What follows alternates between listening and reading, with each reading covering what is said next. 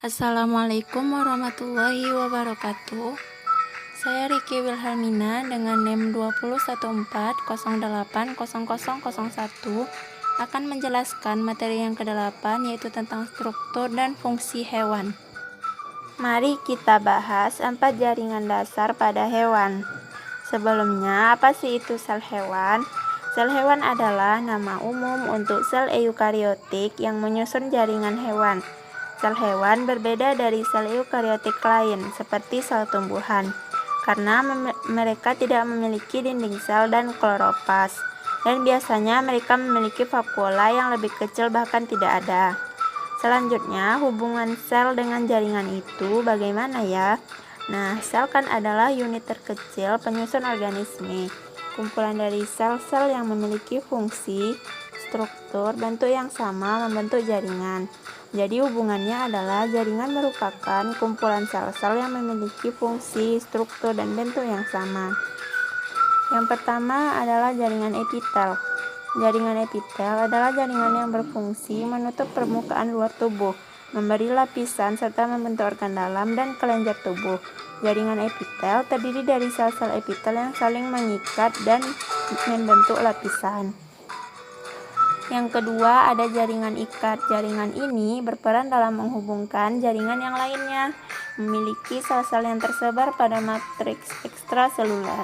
Serat-serat jaringan penghubung yang terbuat dari protein terdiri atas 3 macam, yaitu serat kolagen, elastik, dan retikular. Jaringan ikat memiliki fungsi untuk melekatkan suatu jaringan ke jaringan lain, membungkus organ, mengisi rongga di antara organ-organ, dan menghasilkan imunitas. Selanjutnya ada sel darah. Sel darah itu adalah Setelah itu ada jaringan saraf. Jaringan saraf terdiri dari sel-sel saraf atau neuron yang berfungsi untuk menerima dan meneruskan rangsangan dari satu bagian tubuh ke bagian tubuh yang lain. Yang pertama, struktur neuronnya terdiri atas badan sel, dendrit. Setelah itu ada jaringan otot. Otot berperan dalam pergerakan organ tubuh atau bagian tubuh melalui mekanisme kontraksi dan relaksasi oleh serabut kontraktil. Jaringan otot itu dibedakan menjadi 3, ada otot rangka, otot jantung, dan otot polos. Otot rangka itu bentuknya silinder, inti banyak di tepi, bekerja di bawah kesadaran, bekerja cepat dan menimbulkan kelelahan. Sedangkan otot jantung dia bercabang-cabang, intinya di tengah, bekerja secara tidak sadar. Selanjutnya, subtopik yang kedua yaitu pertama kali kita akan membahas fungsi mulut. Mulut adalah awal dari saluran pencernaan. Faktanya, proses pencernaan manusia dimulai bahkan sebelum proses menggigit kelenjar ludah menjadi aktif saat seseorang melihat dan mencium hidangan makanan. Yang kedua ada kerongkongan. Kerongkongan terletak di tenggorokan dekat trakea. Kerongkongan akan menerima makanan dari mulut saat proses menelan. Epiglotis adalah lipatan kecil yang terdapat di tenggorokan saat seseorang menelan untuk mencegah kejadian tersedak. Yang ketiga yaitu lambung. Lambung adalah organ berongga atau wadah yang berfungsi untuk menyimpan makanan saat sedang dicampuri dengan enzim pencernaan. Enzim ini melanjutkan proses memecah makanan menjadi bentuk yang dapat digunakan. Yang keempat ada usus halus. Usus halus adalah tabung berotot sepanjang 22 kaki atau sekitar 8,25 meter yang berfungsi memecah makanan menggunakan enzim yang dilepaskan oleh pankreas. Yang kelima ada pankreas. Pankreas dapat menghasilkan enzim pencernaan ke dalam usus 12 jari yang memecah protein, lemak, dan karbohidrat. Yang keenam yaitu usus besar. Usus besar adalah tabung berotot sepanjang kurang lebih 1,82 meter yang menghubungkan usus kecil ke rektum. Usus besar antara lain terdiri dari sekum, kolon, dan kolon dan kolon sigmoid yang terhubung ke descendens kiri dan usus. Selanjutnya ada anus. Anus adalah bagian terakhir dari saluran pencernaan. Organ saluran pencernaan ini berbentuk saluran sepanjang 2 inci atau 5 cm yang terdiri dari otot-otot dasar panggul dan 2 sphincter anal.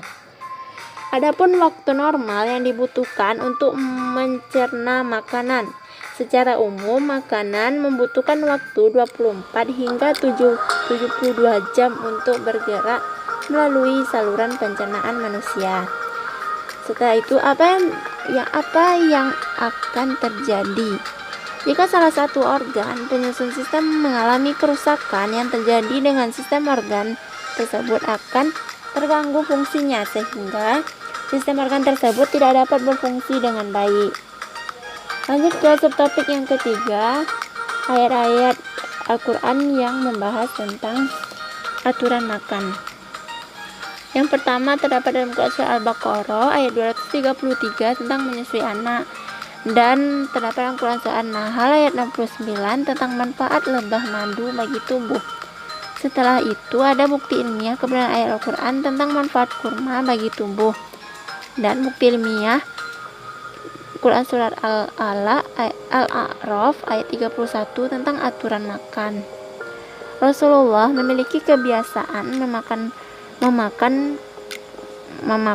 kurma masak. Kurma masak ini memiliki nilai gizi yang tinggi, bisa memperkuat liver, merelaksasikan usus, menambah kesuburan, dan juga bisa menyembuhkan radang tenggorokan. Selanjutnya bukti ilmiah kenapa Allah memberikan larangan atau haram. Yang pertama, larangan makan daging babi. Dijelaskan Allah dalam Quran Surah Al-Maidah ayat 3. Dan berdasarkan penelitian ilmiah tentang daging babi, ditemukan beberapa fakta yang sangat mengejutkan yang diperoleh para peneliti dari berbagai negara. Di antaranya, yang pertama, babi dapat menampung beberapa jenis cacing dan bakteri penyakit. Yang kedua, daging babi terlalu empuk.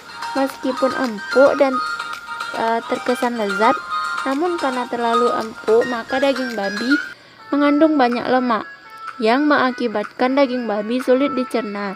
Akibatnya, zat gizi tidak dapat dimanfaatkan tubuh. Selanjutnya, larangan tentang makan bangkai kecuali ikan. Dijelaskan dalam Quran Surat Al-Baqarah ayat 173. Diharamkan bangkai karena membahayakan kesehatan. Tertahannya darah di dalam tubuh hewan tersebut dan berkumpulnya mikroba menjadi penyebabnya. Lanjut ke subtopik yang keempat, yaitu sistem pernafasan pada manusia. Yang pertama ada rongga hidung. Organ pernafasan manusia pertama adalah rongga hidung. Hidung terdiri dari bagian lubang, rongga, serta ujung rongga hidung. Selanjutnya ada tenggorokan. Selanjutnya ada bagian tenggorokan pernafasan manusia setelah bagian rongga hidung. Tenggorokan dibagi menjadi 2 bagian dengan fungsi berbeda, yakni sebagai jalan pernafasan serta sistem pencernaan manusia. Yang ketiga ada trakea. Fungsi trakea adalah untuk dapat menyaring udara menggunakan silia. Trakea memiliki 2 cabang, satu menuju paru-paru kiri dan cabang lainnya menuju paru-paru kanan. Organ pernafasan manusia berikutnya adalah trakea. Trakea ini terletak di depan kerongkongan dan berdiri dari tulang-tulang rawan berbentuk cincin. Selanjutnya ada paru-paru. Organ pernafasan manusia yang terakhir adalah paru-paru, disebut juga dengan istilah pulmo. Letak paru-paru ada di dalam rongga dada. Paru-paru kanan terdiri dari 3 gelambir dan paru-paru kiri terdiri dari 2 gelambir. Bagian tubuh apa yang diserang virus COVID-19? Ahmad Yuryanto mengatakan COVID-19 disebabkan oleh SARS-CoV-2 dan menyerang sepanjang saluran pernafasan, mulai dari rongga hidung, mulut, langsung ke paru-paru sampai ke gelembung akhir paru. Apa yang terjadi jika salah satu dari organ menyusun sistem organ tersebut mengalami kerusakan atau abnormal? Yaitu yang pertama, kita akan mengalami flu atau influenza, faringitis, asma, bronkitis, dan sebagainya. Masih banyak penyakit yang akan menyerang kita jika salah satu organ tersebut mengalami kerusakan. Lanjut ke subtopik berikutnya, yaitu sistem transportasi manusia. Yang pertama itu adalah jantung. Alat utama pada peredaran darah manusia adalah jantung, sebagai motor penggerak dan pembuluh darah sebagai saluran untuk mengedarkan darah ke seluruh tubuh. Jantung adalah otot yang sangat kuat dan jantung itu seperti dua buah pompa yang berdampingan kiri dan kanan. Yang kedua ada darah. Darah adalah cairan yang terdapat pada semua makhluk hidup tingkat tinggi, kecuali tumbuhan, yang berfungsi mengirimkan zat-zat dan oksigen yang dibutuhkan oleh jaringan tubuh. Bagian-bagian darah itu ada 3, sel darah merah, sel darah putih, dan keping darah. Selanjutnya yang ketiga itu ada pembuluh darah. Pembuluh darah adalah bagian dari sistem peredaran yang mengedarkan darah ke seluruh bagian tubuh manusia. Pembuluh darah ini ada 3, ada pembuluh nadi, pembuluh bali, dan pembuluh kapilar. Mari kita bahas fakta-fakta yang menarik. Yang pertama, dokter spesialis hematologi dan kanker di University of Florida mengatakan tubuh orang dewasa sehat rata-rata mengandung sekitar 4-5 liter darah. Dan selanjutnya rata-rata jantung berdenyut sebanyak 60-100 kali per menit. Jantung orang dewasa berdetak sekitar 100.000 kali setiap hari dan 36 juta kali selama setahun. Tugas darah itu apa sih? Secara mudah, darah berguna untuk menjadi pengangkut bahan atau zat makanan, oksigen, sisa metabolisme, dan hormon di dalam badan manusia. Selain itu, darah juga berfungsi untuk pengontrolan suhu badan. Selanjutnya, subtopik yang selanjutnya yaitu tentang mengeluarkan zat sisa. Pertama ada respirasi. Proses respirasi dimulai ketika kita menghirup oksigen melalui hidung atau mulut. Disebut juga dengan inhalasi. Itu proses melalui hidung atau mulut. Selanjutnya ada defekasi, buang air besar, biasanya disingkat menjadi BAB, atau defekasi adalah suatu tindakan atau proses makhluk hidup untuk membuang kotoran atau tinja. Selanjutnya yaitu ada urinasi. Proses pengeluaran urin adalah pertama kali urin diproduksi di ginjal bagian korteks. Selanjutnya urin dibawa ke medula ginjal dan masuk ke pelvis ginjal.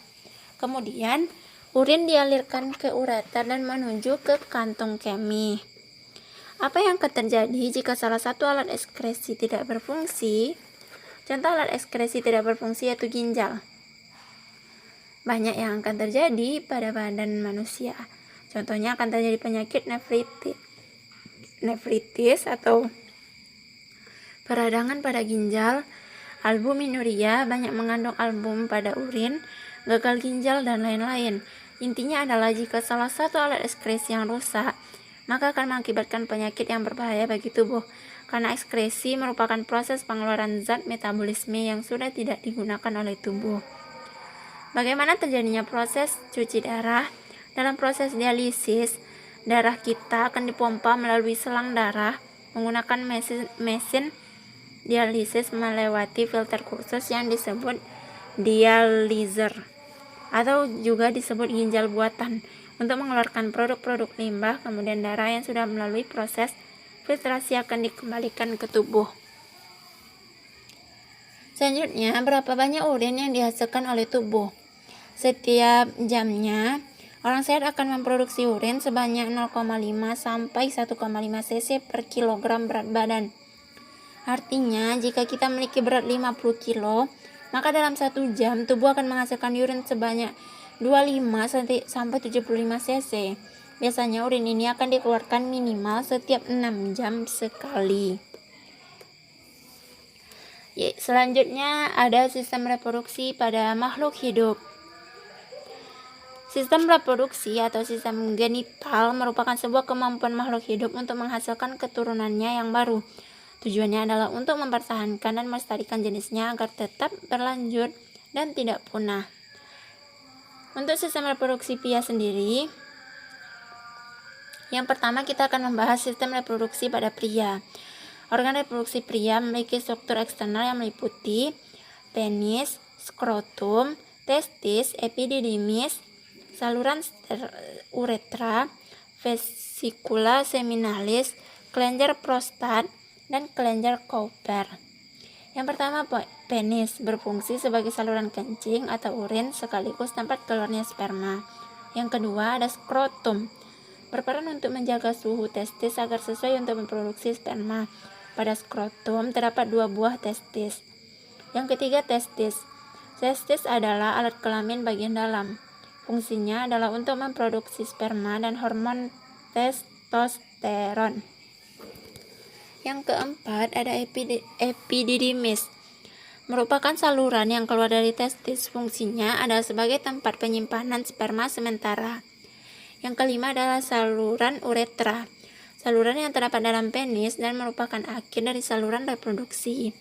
Yang keenam, vesikula seminalis, merupakan kelenjar yang menghasilkan zat yang berisi basa atau alkali, fruktosa, gula monosakarida, hormon, dan protein pembekuan.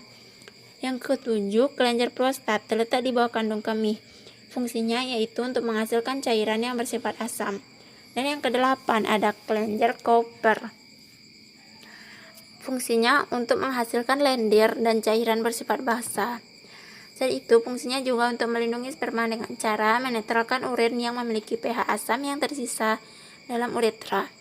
Cairan tersebut juga melapisi uretra untuk mengurangi kerusakan pada sperma selama ejakulasi.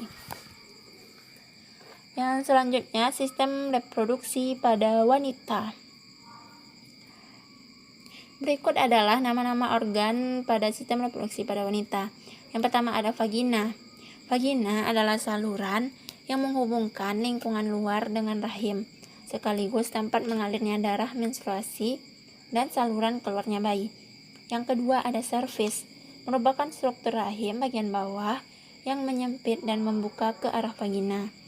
Yang ketiga ada saluran telur atau tuba falopi atau oviduk. Terdapat sepasang di bagian tubuh perempuan, yaitu di kanan dan di kiri. Oviduk memanjang ke arah samping dari uterus.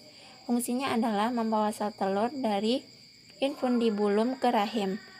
Yang keempat ada indung telur, merupakan tempat kumpulan sel yang disebut folikel. Di dalam folikel, sel telur atau ovum dikembangkan.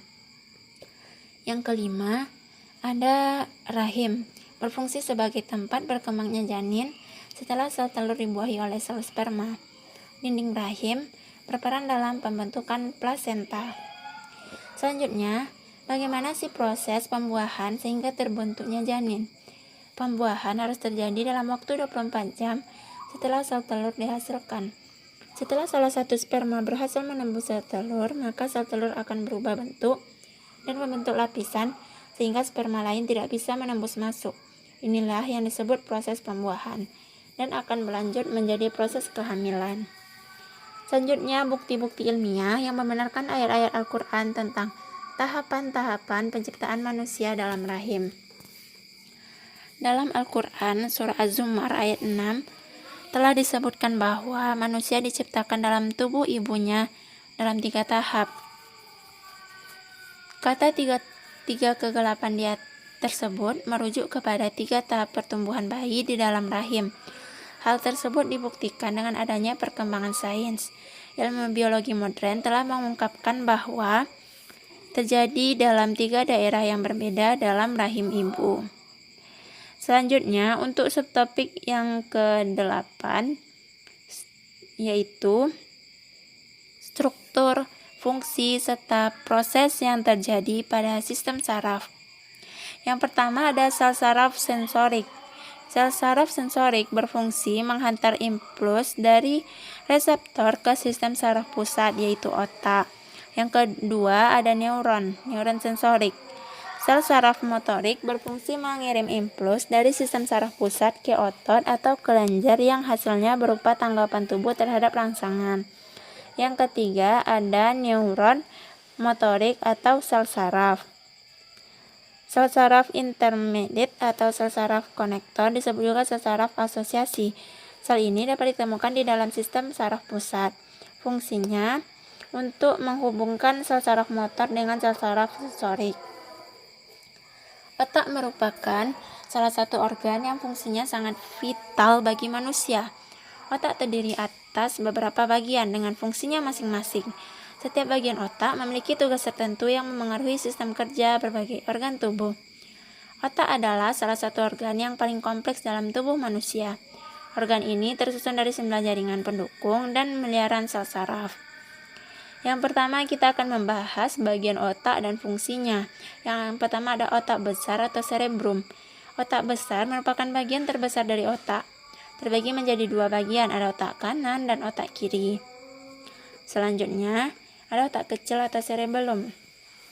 Otak kecil terletak di bawah otak besar pada bagian belakang otak, tepatnya di bawah lobus occipital. Sama seperti otak besar, otak kecil juga memiliki 2 belahan. Yang ketiga ada batang otak atau brainstem. Batang otak adalah seikat jaringan saraf di dasar otak. Fungsinya sebagai stasiun pemancar yang menghubungkan otak besar ke saraf tulang belakang, serta mengirim dan menerima pesan antar berbagai bagian tubuh dan otak. Lanjut ke subtopik yang ke-9 yaitu sistem endokrin. Sistem endokrin adalah sistem kontrol kelenjar tanpa saluran yang menghasilkan hormon yang tersirkulasi di tubuh melalui aliran darah untuk mempengaruhi organ-organ lain. Kata endokrin berasal dari bahasa Yunani yang berarti sekresi ke dalam. Cara kerja sistem endokrin ini ada 2 mekanisme utama. Selanjutnya, kelenjar-kelenjar penghasil hormon. Yang pertama ada kelenjar hipofisis. Kelenjar hipofisis akan mempengaruhi hormon yang membantu mengatur pertumbuhan, produksi, dan pembakaran energi, menjaga tekanan darah, serta berbagai fungsi pada organ tubuh lainnya. Yang kedua ada kelenjar pineal, berfungsi menghasilkan hormon melatonin. Hormon ini berperan untuk menimbulkan kantuk dan mengatur irama tidur alami.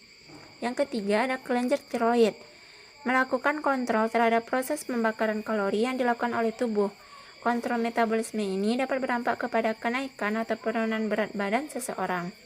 Yang keempat ada kelenjar paratiroid, berperan penting dalam mengatur kadar kalsium dalam darah.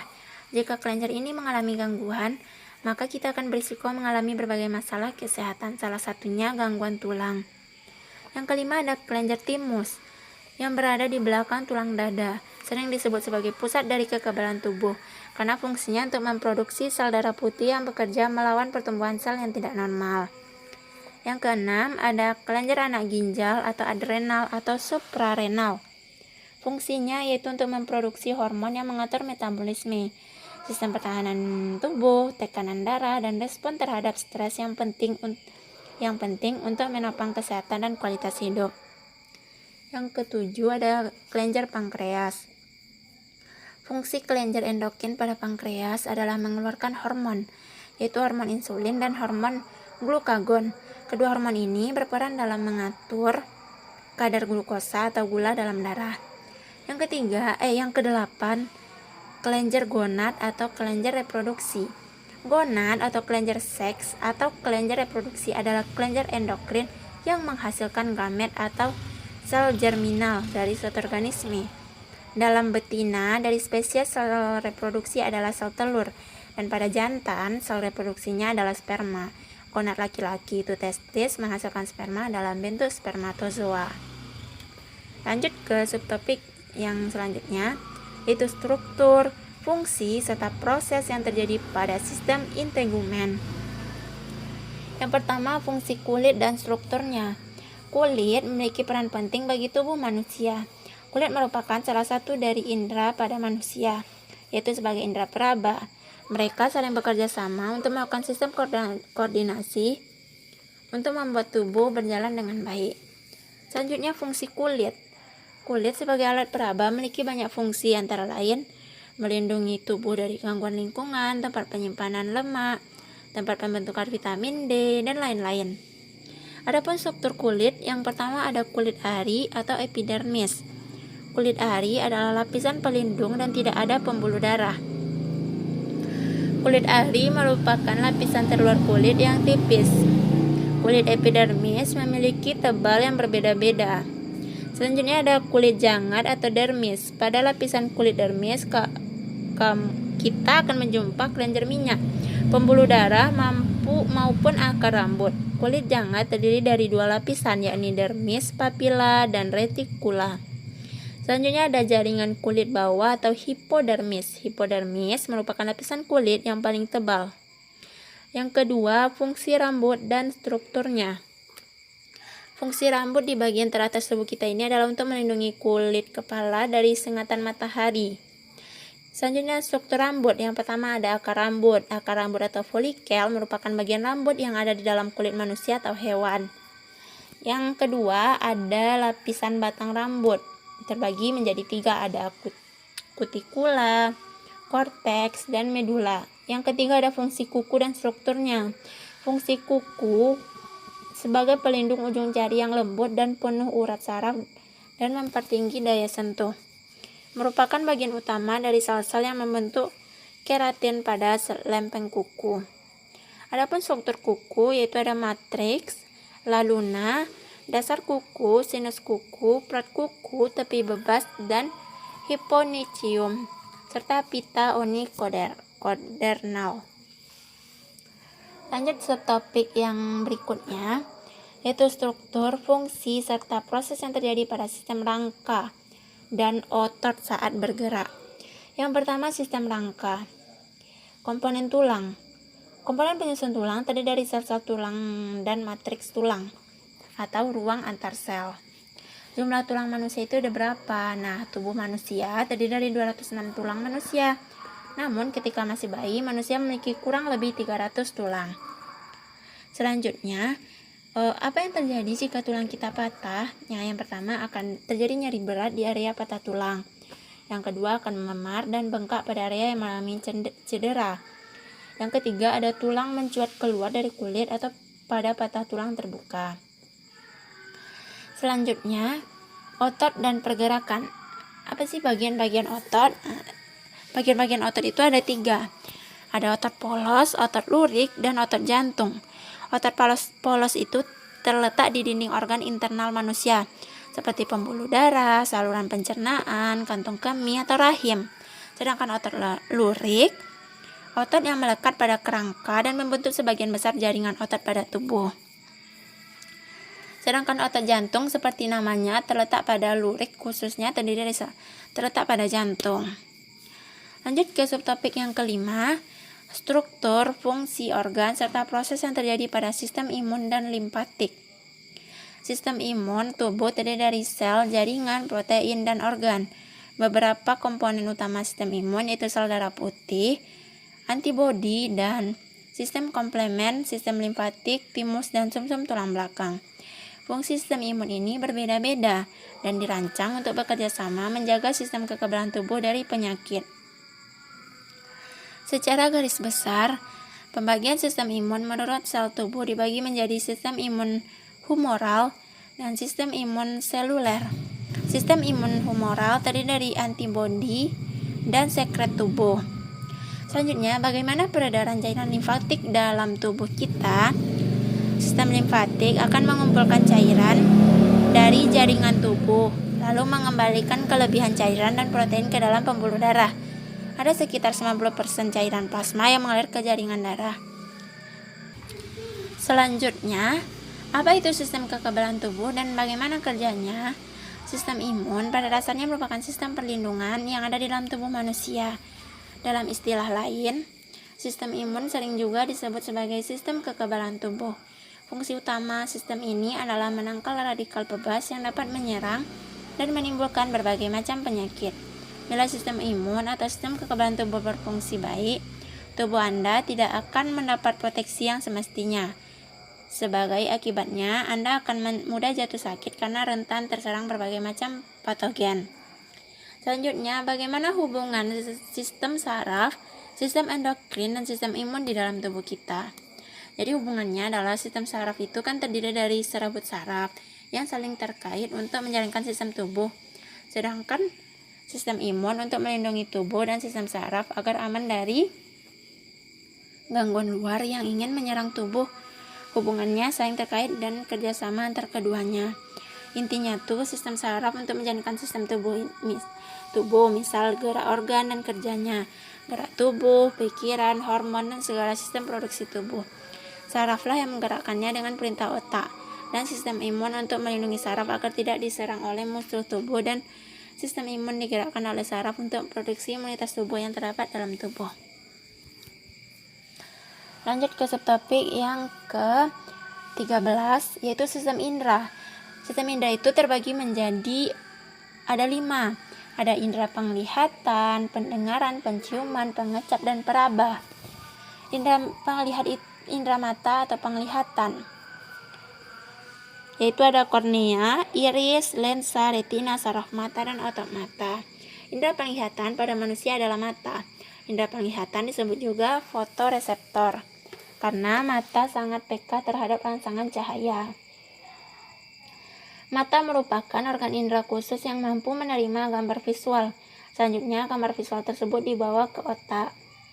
Yang kedua, indera pendengaran. Indera pendengaran atau telinga, indera pendengar manusia adalah telinga. Telinga selain berfungsi sebagai indera pendengaran juga sebagai alat keseimbangan. Adapun bagian-bagian telinga itu terdiri dari 3, telinga luar, telinga tengah, dan telinga dalam. Yang ketiga ada indera penciuman. Indera pembau memiliki fungsi untuk merespon rangsangan bau. Hidung adalah indera khusus yang terletak di dalam rongga hidung yang merupakan daerah sensitif. Pada indera pembau ada beberapa struktur. Ada sel-sel penyokong yang berupa sel-sel epite dan sel-sel pembau atau sel olfaktori.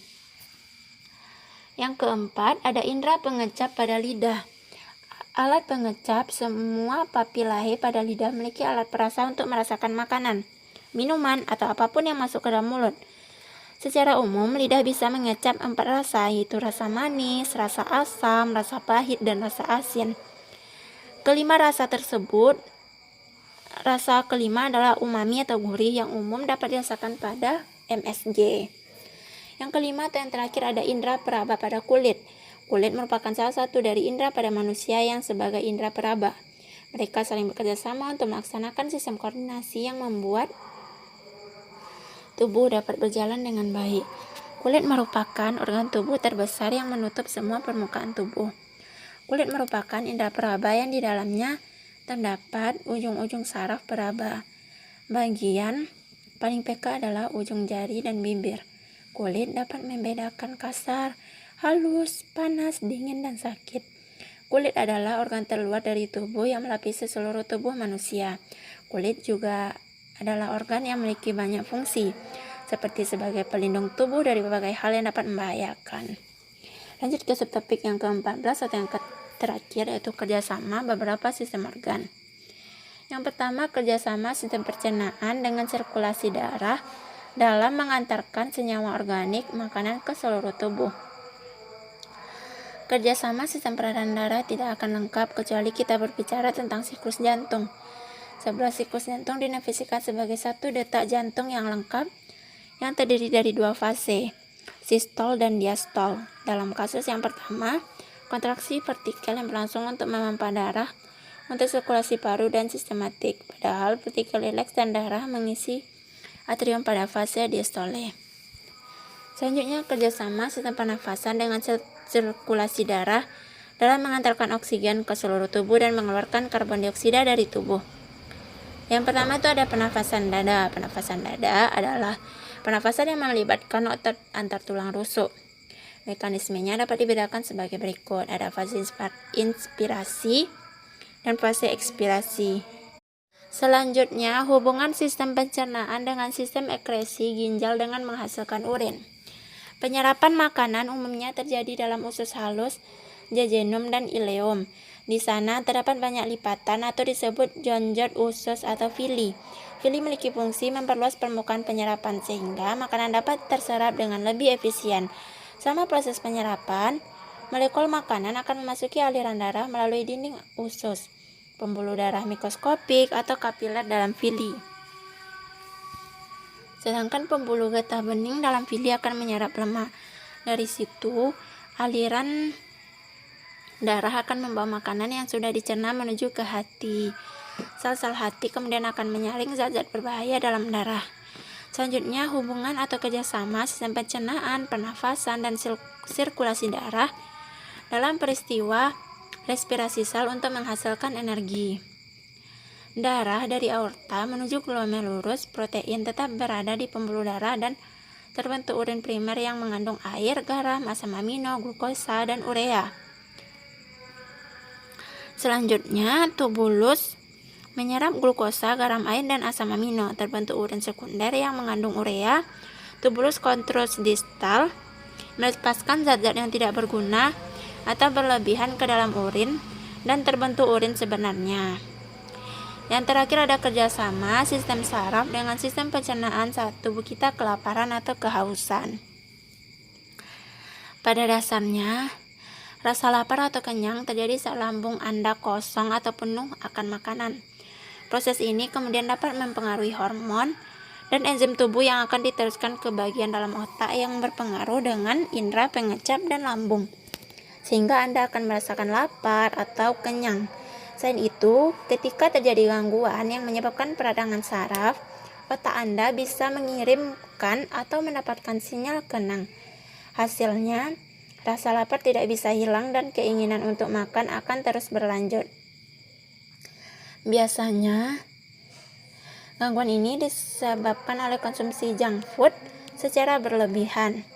Sebab kandungan lemak dan zat gula berlebih dalam junk food mampu merusak kerja saraf, terutama saraf usus. Sekianlah penjelasan materi yang ke-8, yaitu struktur dan fungsi pada sel hewan dari saya. Wassalamualaikum warahmatullahi wabarakatuh.